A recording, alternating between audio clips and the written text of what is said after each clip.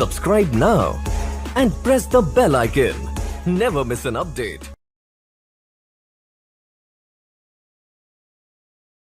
नमस्कार दोस्तों, हेमंत एएलपी के यूट्यूब चैनल पे आपका स्वागत है। दोस्तों, विकारी शब्द के बारे में हम चर्चा कर रहे थे। विकारी शब्द के 4 भेद होते हैं: संज्ञा, सर्वनाम, क्रिया और विशेषण। तो इस वीडियो में हम संज्ञा के बारे में चर्चा करेंगे। दोस्तों, संज्ञा किसे कहते हैं?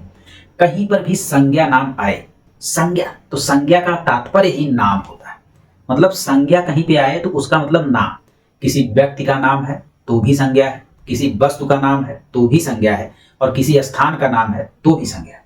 जैसे अगर मान लीजिए किसी व्यक्ति का नाम देखा जाए, राम, श्याम, सीता, यह संज्ञा है। किसी वस्तु का नाम देखा जाए, मेज, कुर्सी, यह संज्ञा है। किसी स्थान का नाम देखा जाए, प्रयागराज, लखनऊ, आजमगढ़, यह क्या है? संज्ञा है।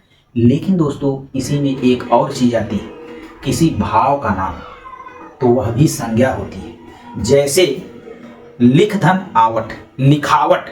लिखावट एक भाव है, तो अगर लिखावट एक भाव है तो लिखावट भी एक क्या है? संज्ञा। प्रेम, ईर्ष्या, द्वेष, घृणा, ये सारे भाव हैं। तो कहीं पर भी भावगत बोध भी हो तो वह भी हमेशा संज्ञा होता है। इस चीज को आपको याद रखना। और एक और चीज होती है, अगर किसी प्राणी का भी नाम है, जैसे हाइड्रा नाम आ गया, मोलस्का नाम आ गया, तो यह भी आपका संज्ञा ही होती है। अर्थात संज्ञा का मतलब आपको नाम से लगाना है, चाहे व्यक्ति का नाम हो, वस्तु का नाम हो, या आपके किसी भी जो है प्राणी का नाम हो या भावगत बोध हो, तो आप उसे आप संज्ञा कह सकते हैं। अब दोस्तों बात करते हैं संज्ञा के भेद। तो ये दोस्तों संज्ञा के कुल 5 भेद होते हैं। पहला व्यक्तिवाचक, दूसरा जातिवाचक, तीसरा भाववाचक, चौथा समूहवाचक और 5वां द्रव्यवाचक। द्रव्यवाचक को ही हम कभी कभी पदार्थवाचक भी कहते हैं। ठीक है, तो कुल भेद 5 होते हैं। लेकिन अगर संज्ञा के मुख्य भेद पूछे तो आपको बताना है संज्ञा के मुख्य 3 भेद होते हैं: व्यक्तिवाचक, जातिवाचक और भाववाचक। और जो जातिवाचक होता है उसी के अंतर्गत दोनों आते हैं, समूहवाचक और द्रव्यवाचक। तो उनको मुख्य में नहीं रखा जाता है। मुख्य रूप से संज्ञा के 3 भेद होते हैं। अब दोस्तों हम बात करते हैं संज्ञा का जो पहला प्रकार है, व्यक्तिवाचक संज्ञा किसे कहते हैं?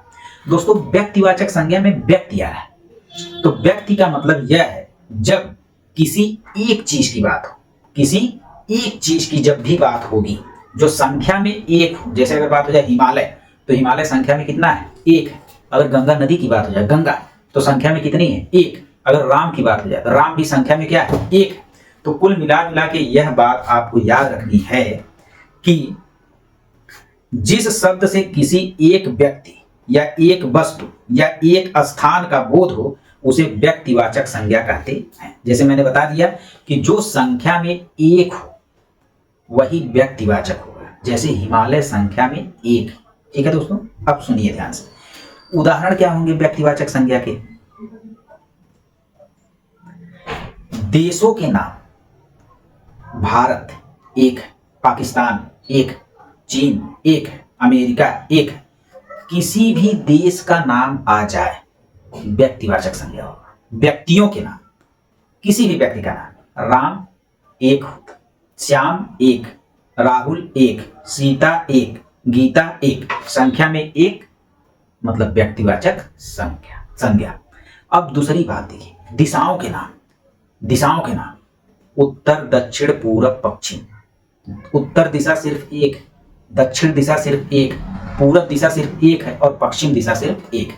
तो अगर कहे पूरब दिशा या पूर्व क्या है, तो व्यक्तिवाचक संज्ञा। क्या है दोस्तों? व्यक्तिवाचक संज्ञा। ठीक है, इसके बाद हम देखते हैं नदियों और पर्वतों के नाम, व्यक्तिवाचक संज्ञा। गंगा नदी 1, सिंधु नदी 1, गोदावरी नदी 1।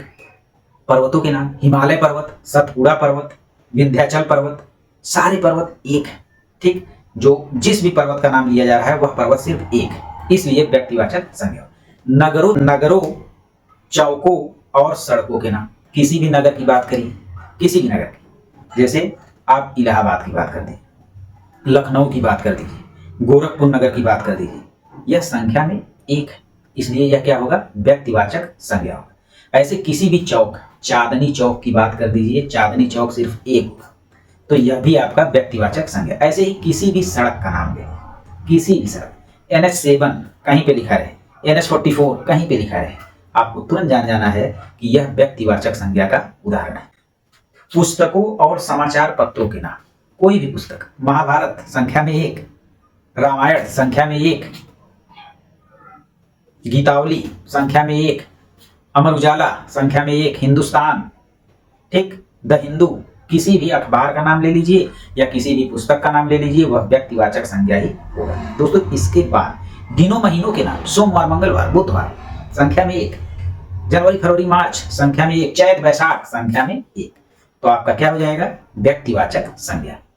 त्योहारों और उत्सवों के नाम, त्योहारों और उत्सवों के नाम, कोई भी त्योहार, होली 1, दीपावली 1, ईद 1, तो त्योहारों के नाम, त्योहारों के नाम आपके व्यक्तिवाचक संज्ञा, ठीक है।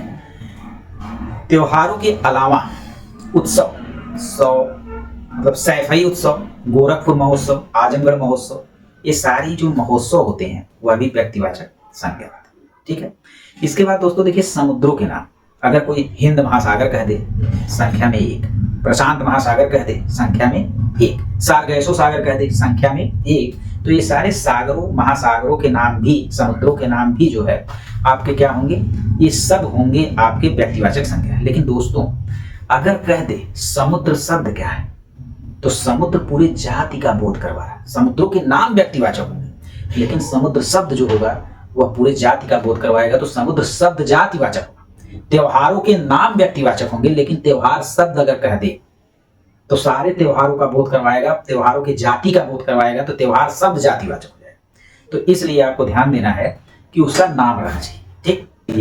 देश शब्द है व्यक्तिवाचक, भाववाचक, जातिवाचक, समूहवाचक, तो इसका उत्तर हो जाएगा कि देश पूरे देश की जाति का बोध करवा रहा है, तो देश शब्द जो होगा वह हो जाएगा जातिवाचक। लेकिन अगर कह दे भारत शब्द है तो भारत सिर्फ एक है, तो यह हो जाएगा व्यक्तिवाचक संज्ञा। रामायण है तो रामायण जैसे ही कहेगा तो रामायण आपका हो जाएगा संख्या में 1 है तो व्यक्तिवाचक, लेकिन अगर कह दे पुस्तक शब्द है तो वह हो जाएगा जातिवाचक।